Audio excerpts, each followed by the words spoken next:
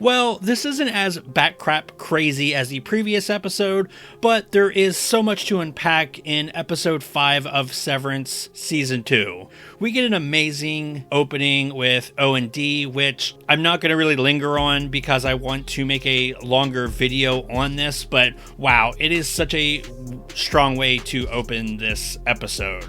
Every single person gets an amazing bit of character development here. First, we'll start with Mark, who is feeling really conflicted about all the crazy stuff that went down at the so-called retreat, like messing around with Helly and finding out it was actually Helena, and she's an Egan to boot. And he seems to be getting sick from the unsevering process, which has to be so scary, seeing how we know how that worked out with Petey.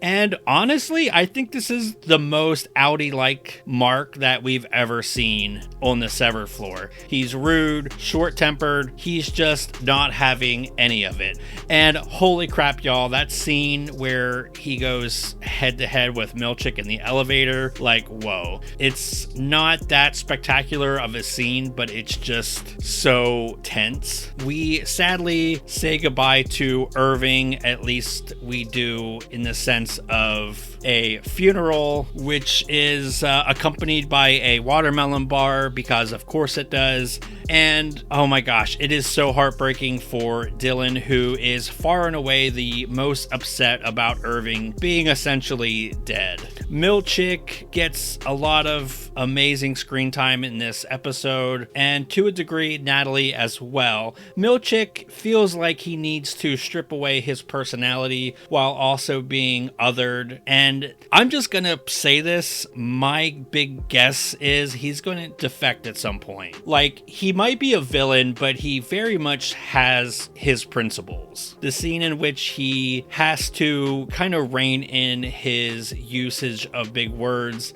and trying to practice this in a mirror is equal parts heartbreaking, yet the intensity of the scene makes it haunting at the same time.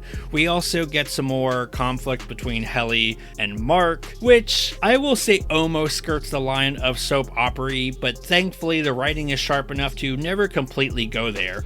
Also, not sure if y'all caught this, but there is a great moment in which Mark rushes into the bathroom and Helly from the outside says, "Okay, I'm coming in."